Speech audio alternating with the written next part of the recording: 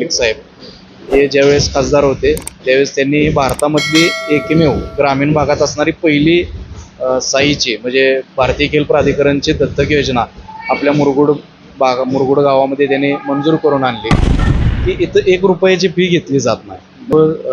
Hi tech toilet बाथरूमसाठी 72 lakh आणि 2.5 कोटी रुपये इंडोर स्टेडियमसाठी दादांनी मंजूर करून आणल्या. स्वागत. सध्या लोकसभेच्या धर्तीवरती आपण ग्राउंड रिपोर्ट घेण्यासाठी गावोगावी फिरताना मुरगुड या गावामध्ये काही वेगळी माहिती आपल्याला मिळाली. म्हणजे मंदिराजवळ बसल्यानंतर लोकांनी इथल्या क्रीडा संकुलाबद्दलची एक माहिती सांगितली की इथलं क्रीडा संकुलाचा एक वेगळा मुद्दा आहे आणि तुम्ही तिथं आवर्जून जावा. इथं आल्यानंतर आपले इथले शिक्षक जे आहेत, कुस्ती शिक्षक जे आहेत, त्या सरांची आपल्याला भेट झाली आणि सरांनी इथले एक वेगळे मुद्दे सांगितले जे खरंच मलाही भावले की हा मुद्दा मला ऐकून माहीत होता, परंतु याचा राष्ट्रीय आंतरराष्ट्रीय पातळीवरती इतका गवगवा आहे या इथल्या आखाड्याचा तोही माहीत नव्हता. तो जाणून घेऊया.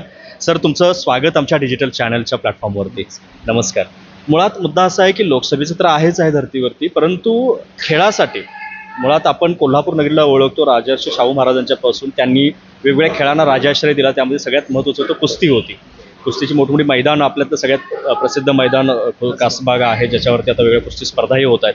परंतु त्याच्याच पाठीमागे इकडं मलिक साहेबांनी हे काहीतरी काम वेगळं केलेलं आहे. याची ऐकून माहिती होती, याचं इकडं क्रीडा संकुल आहे हेही माहीत होतं, परंतु याचं काम जे आहे हे इतकं मोठं आता तुमच्याकडनं बोलताना थोडक्यात कळालं. याचीच परत माहिती मला. आणि सगळ्यात महत्त्वाचं मला भावलेली गोष्ट की इथं वेगवेगळ्या राज्यातूनही मुलं इथं येत आहेत, प्रॅक्टिस करत आहेत. बरोबर. तर काय वाटते की या क्रीडा संकुलाबद्दल थोडक्यात? आज बघायला गेलं तर छत्रपती शाहूराजांनी कुस्तीसाठी राजाश्रय दिला आणि एक जगाच्या कानाकोपऱ्यात आपल्या खासबाग मैदानचं नाव लौकिक वाढवला.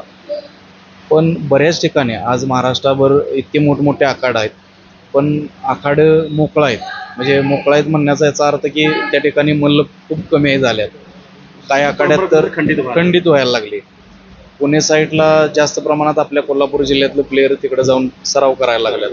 वेगवेगळ्या सुविधा किंवा स्पॉन्सरशिप या बऱ्याचशा गोष्टी आहेत. पण एकमेव जर अभिमानानं सांगायचं झालं तर स्वर्गीय लोकनेते सदाशिवराव मलिक साहेब हे ज्यावेळेस खासदार होते त्यावेळेस त्यांनी भारतामधली एकमेव ग्रामीण भागात असणारी पहिली साईची म्हणजे भारतीय खेल प्राधिकरणची दत्तक योजना आपल्या मुरगुड गावामध्ये त्यांनी मंजूर करून आणली. 2010 साली 2009 डिसेंबरमध्ये मंजुरी मिळाली आणि ते 10 जानेवारी महिन्यामध्ये याचं ओपनिंग झालं. पण साहेबांचा एकच त्याच्या पाठीमागचा हेतू, स्वतः साहेब पैलवान होते आणि त्यांना कुस्तीची कुठंतरी एक मोठ्या प्रमाणावर ग्रामीण भागामध्ये वाढ करायची होती. कारण हे जे आपण पाहतोय मॅट असेल, जिम आहे आजच्या हॉलमध्ये, तर हे ऑलिम्पिक लेवलची जी इक्विपमेंट आहेत त्या काही ठराविक ट्रेनिंग सेंटरमध्येच आहेत महाराष्ट्रामध्ये, किंवा असे 2 मोठे हॉल, ग्राउंड अटॅच. तर हे सगळं एक जगामधलं असं एक उदाहरण म्हणायला हरकत नाही की इथं 1 रुपयाची फी घेतली जात नाही. म्हणजे हे मलिक साहेबांनी त्यावेळेस मंजूर करून आणलं आणि शासकीय भारत सरकारची योजना आहे, दत्तक योजना ही भारतीय खेल प्राधिकरण, साई म्हणजे स्पोर्ट अथॉरिटी ऑफ इंडिया. तर त्या योजना ठराविक ठिकाणीच आहेत. म्हणजे ग्रामीण भागात माझ्या माहितीप्रमाणे नाहीच्या बरोबरच आहे. तर ती या ठिकाणी आणली आणि त्याच्यानंतर ते योजना आणल्यानंतर ते अगदी रोपटं लावलेलं त्याचं वटवृक्षात रूपांतर व्हायला लागलं आहे. त्याच्या पाठीमागचं कारण म्हणजे आपले आदरणीय खासदार संजयदादा मंडलिक यांनी सुद्धा, साहेब स्वतः पैलवान होतेच म्हणून त्यांना कुस्तीची आवड होती. संजयदादांनी सुद्धा साहेबांनी हे मोठ्या प्रमाणावर स्कीम आणली आणि त्याचं मोठ्या प्रमाणावर ग्रामीण भागातल्या गोरगरीब खेळाडूंना त्याचा फायदा झाला पाहिजे म्हणून तो पूर्वी एकच हॉल होता आतला. त्याच्यानंतर 2 वर्षापूर्वी दादाने स्वतः हा हॉल बांधून दिला.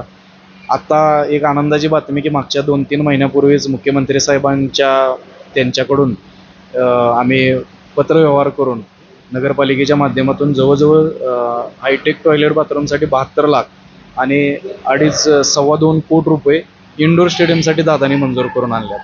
म्हणजे एक अशी गोष्ट आहे की इथं आम्ही आता राष्ट्रीय राज्यस्तरीय मोठमोठ्या स्पर्धासुद्धा त्या माध्यमातून पार पाडू शकतोय. आमच्या मल्लांना जे बाहेरच्या राज्यात जाऊन खेळावं लागतं ते संजयदादांच्या माध्यमातून इथं ती निधी जो आणला आहे त्यामुळं आमची ती एक अडचण दूर होणार आहे आणि आपल्या महाराष्ट्रातल्या किंवा आमच्या आखाड्यातील महिला मल्ल, पुरुष मल्लांना इथं त्याची संधी मिळणार आहे निश्चितच.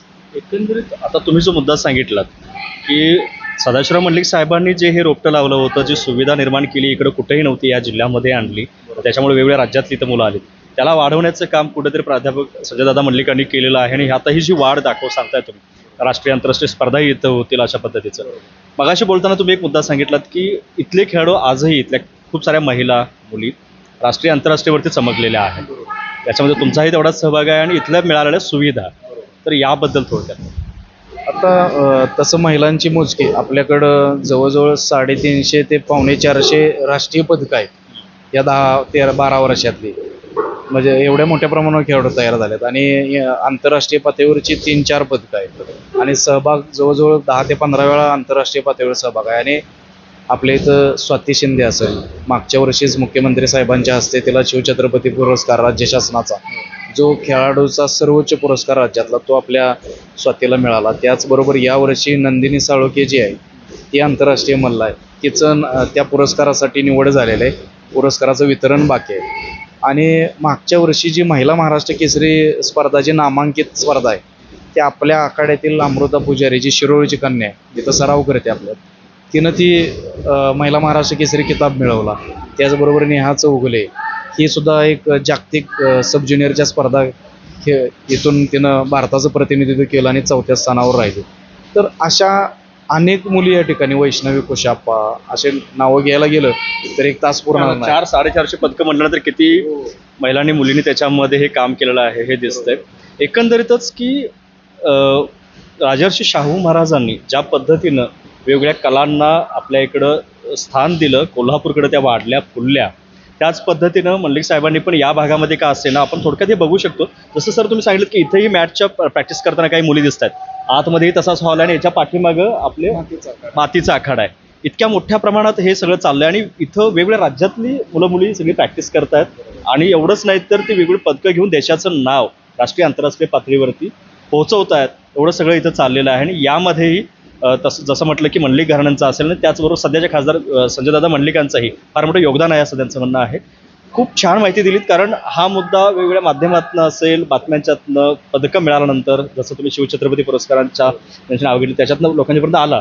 तर याच्या पाठीमागे ही जी पार्श्वभूमी आहे, हा जो सेटअप आहे, किंवा ही जे दिलेलं काय म्हणतात एक ठिकाण आहे की जिथं हे सगळं घडू शकते, प्रॅक्टिस करू शकते, सुविधा आहेत आणि इतर गोष्टी. तर जवळजवळ इथं सर आपल्या 55 ते 60 मुली आता सराव करतायत. 1 वर्षापासून आमचे ॲडमिशन प्रक्रिया आम्ही बंद ठेवली, एवढी गर्दी झालेली आहे इथं. हां. आणि इथं कर्नाटक असेल, दिल्लीतून पैलवान येतात, हरियाणातून पैलवान येतात, चेंज म्हणून 1-2-3 महिन्यासाठी. जसं कोल्हापूरमध्ये गर्दी व्हायची, तसं आज मुरगुड ग्रामीण भाग जरी असला तरी या ठिकाणची स्वच्छ हवा आणि मिळणारा आहार इथला, स्वच्छ पाणी आहे इकडे, सगळं स्वच्छ पाणी आहे. शहरामध्ये जे अन्नामध्ये भेसळीचं प्रमाण वाढले ते मुरगुड सारख्या ठिकाणी ग्रामीण भाग असल्यामुळं जे काही रोजचं ताजा भाजीपाला, दूध, पैलवान या इकडे येण्याचं कल वाढलेला आहे. आणि दुसरी गोष्ट, इथं फी काही नाही. हे मंडलिक साहेब आणि संजय दादा यांच्यामुळं या ठिकाणी गोरगरीब, म्हणजे आमच्यात 99% म्हणायला हरकत नाही, कुस्तीमध्ये येणारा खेळाडू हा 80% गरीब घरातलाच असतोय. म्हणजे ज्याचा वडील कोण ट्रॅक्टर ड्रायव्हर आहे, ऊस तोडणे कामगार आहे, किंवा कुठेतरी साखर कारखान्यात काम करतोय, अशी सगळी त्यांची मुले आहेत तिथं. आणि मुलींचं जर म्हणायला गेलं तर देशामध्ये जे टॉप 3 मध्ये आखाडा आहे, त्यामध्ये आपला साईच्या ह्याच्यात तर आपला 1 नंबरला रिझल्ट आहे. गेली 5 वर्ष झालं. भारतीय खेल प्राधिकरणाचं जेवढं बी देशभरात आखाडा आहे नॉन रेसिडेन्शियलमधलं, त्यामध्ये या आखाड्याचा 1 नंबरचं स्थान अजूनही टिकून आहे, सलग 5-6 वर्ष झाली. आणि इथलं वैशिष्ट्य म्हणजे राज्याच्या संघामध्ये 10 खेळाडू असतात, 10 गट असतात. त्या 10 गटापैकी 6 गट ते 7 गट इथली आपल्या महिला मल्ल खेचून आणतात. आणि त्यामुळं अगदी संसद भवनात जरी गेल्यानंतर जे कुस्तीशी संबंधित खासदार लोक आहेत ते सुद्धा दादांना भेटल्यानंतर आखाड्याची वाहवा करत असतात दादांची, की तुम्ही खरंच फार मोठं एक काम केलंय की तुमच्या आखाड्याच्या मुलं राष्ट्रीय आंतरराष्ट्रीय स्तरावर देशाचं प्रतिनिधित्व करतायत आणि पदकं आणतायत. म्हणून आणि म्हणूनच दादांना सुद्धा एक त्यांचा उत्साह वाढत राहतोय. दादा आल्यानंतर सांगत असतात. राजकीय गोष्ट झाली आणि सध्याच्या या प्रचाराचे पण वेगवेगळे मुद्दे असतीलच, परंतु मी दर्शकांना हेच आवाहन करेन की मी ज्याच्यावेळी ग्राउंड रिपोर्ट घ्यायला वेगवेगळ्या भागात फिरतो त्यावेळी तिथं काहीतरी वेगळा शेतकरी काहीतरी वेगळा प्रयोग करत असेल किंवा वेगळ्या गोटा प्रकाराचं काहीतरी गोटा प्रकरण केलेलं आहे आणि त्यांनी दुधाचा वेगळा काहीतरी प्रोजेक्ट केला आहे, त्या गोष्टी मला दिसल्या तर ते मी आवर्जून शूट यासाठी करतो की दर्शकांच्या पर्यंत राजकारणाने लोकांच्या मनात नेमकं काय चाललं हे पोहोचवायचं आहेच, परंतु त्याचबरोबर विकासात्मक ज्या गोष्टी सध्या घडत आहेत किंवा ज्याच्यात आपली प्रगती काही होऊ शकते, हे शेतीचे प्रयोग वगैरे हे मी पोहोचवतोच. त्याच्याच धर्तीवरती आम्ही कृषी संवाद आमच्या डिजिटल कोल्हापूरती सुरू केला आहे. परंतु याच्याच सोबतीला आज हे खेळांचं एक वेगळं ठिकाण आपल्याला कळालं की जिथं कुस्तीची एवढी मोठी घडामोड चालू आहे. आपल्या इकडल्या भागातली महिलांनी किंवा मुलींनी याच्यामध्ये खरंच हिरारीनं पुढाकार घ्यावा की जेणेकरून इथं हे आपल्या जवळपास असणारं एक प्लॅटफॉर्म आहे ज्याच्यावरून फार खेळामध्ये पुढाकार राजकारण नाही.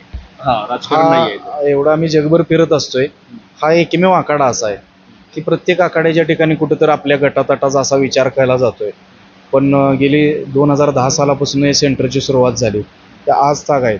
म्हणजे मी अशा काही उदाहरणं सुद्धा तुम्हाला सांगेन की इथं मंडलिक गट, पाटील गट, मुश्रीफ गट असे बरेचसे गट आहेत गावात.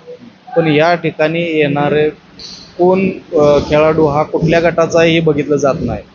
म्हणजे असं दादांचं असं साहेबांनी सुद्धा पूर्वी सांगितलेलंच होतं आणि संजय दादांचं सुद्धा एकच मत आहे, इथं येणारा फक्त कुस्तीसाठी आलेला खेळाडू असावा, तो कुठल्या जाती धर्माचा, कुठल्या गटातटाचा, कुठल्या राजकारणाशी संबंधित असणारा त्याचं देणं घेणं नाही, तो फक्त ते पैलवानकी करणारा असावा. आणि म्हणूनच आज मुरगुड आणि मुरगुड परिसरातील सर्व गावाने या आखाड्याला अगदी डोक्यावर घेतलेला आहे की आपला आखाडा म्हणूनच याच्याकडे बघितलं जात आहे. म्हणजे ही एक मोठी बाब आहे की आम्ही बऱ्याच ठिकाणी जात असतो, राजकारणी लोक आपलं फक्त राजकीय हेतू साध्य करण्यासाठी त्या पैलवानांचा वापर करत असतात. आज तागायत 13 वर्षामध्ये मला कधीही आठवत नाही की इथल्या मल्लाने कुठल्या तरी प्रचारात सहभागी झालं पाहिजे किंवा काय, किंवा त्यांच्या नावांचा आम्हाला माहीत सुद्धा नसतंय, या खेळाडूंना माहीत सुद्धा नसतंय निवडणूक कधी होतात आणि काय काय झालंय. तर ही एक मोठी बाजू आहे की महिला सशक्तीकरण, महिलांना ज्या बाहेर प्रसंग जे घडत असतात त्यांना प्रत्युत्तर देणं. आज पैलवान म्हणल्यानंतर महिला असला आणि पुरुष असला, पैलवान तो पैलवानच आहे. म्हणजे आज त्या स्वतःचं संरक्षण आणि घराचं संरक्षण करतायत आणि हे सगळं श्रेय आरोग्य चांगलं राहते. आणि आजपर्यंत आमच्या आखाड्यातील फॉरेस्ट विभाग असेल, आर्मीमध्ये असतील, नेव्हीमध्ये असतील, एअरफोर्समध्ये असतील, शासकीय याच्या कोट्यातून असतील, असे कितीतरी खेळाडू आहेत, अगणित खेळाडू आहेत की जे सरकारी नोकऱ्या करतायत या आखाड्यातून शिकून सराव करून, अगदी गोरगरीब घरातले. म्हणजे हे सगळं श्रेय जातं संजय दादांना की दादांचं आणि जातीनिशी लक्ष असतंय.